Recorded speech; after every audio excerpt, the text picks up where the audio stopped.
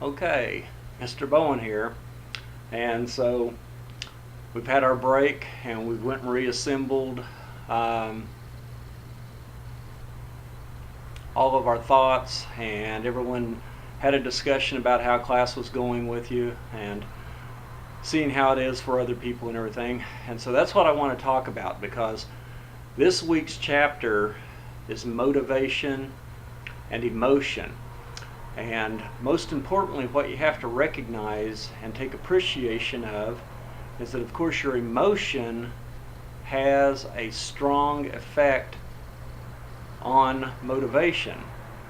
You know, we're in chapters 11, and then next week is going to be chapter 7, which is learning. And so let's talk about some of the things that was discussed during our regroup week. You know, we've got an apple. That's not an apple, that's a banana. So you just learned something, or you already knew it.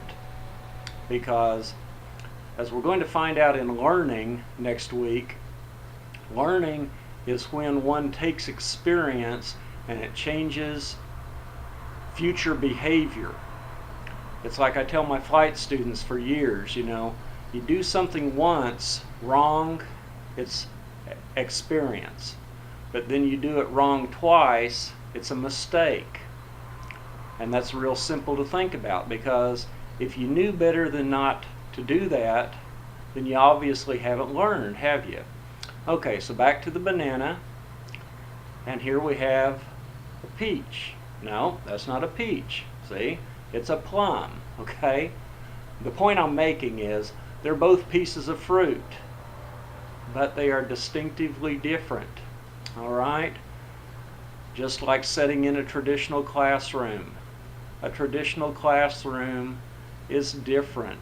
You're going to sit there and listen for me talking hours and hours, and then there's going to be some discussion, and there's going to be some exercises, and these type of simple things. But here on the internet, you have a lot of reading to do. You have an entire chapter each week. And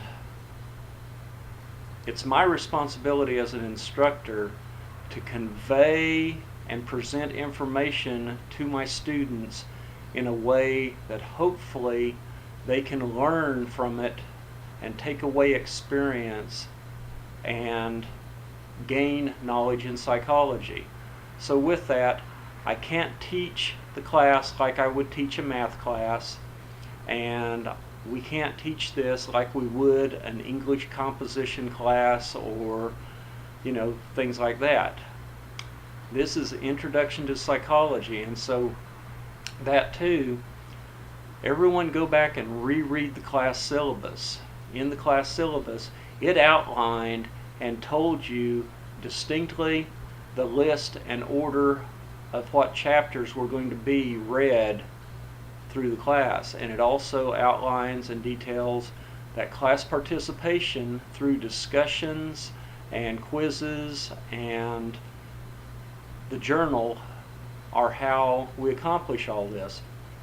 So please don't compare this class to other internet classes that you've taken, because I have always felt that this is a very difficult subject to teach on the internet because of the absence of human interaction and the basis that we don't get to sit in a class and share readily. So that's why there's a volume of writing. But as far as assignments go, every assignment is posted and available for a minimum of 1 week. So items that are presented, like this video, is going to be available from Tuesday, when it first becomes visible, until the following Tuesday. And it's going to be then encompassing some of this week's reading assignment, which reading assignments are posted every Sunday at noon, on into next week's reading assignment. So this is again why this class is run this way, where you come to class, check announcements, see what there is to do, and then with the beauty and ease of internet learning, you're responsible as an adult because this is adult education. Everyone's going to tackle the task a little bit differently, but at the same time, the total goal is for all of us to learn some foundational information about psychology so that we can take that on into the future with other classes that are relevant and possibly connecting. So with that, let's continue on, and there's going to be some audios with the upcoming chapters, and midterm is just 2 weeks away. All right, thanks everyone. Bye.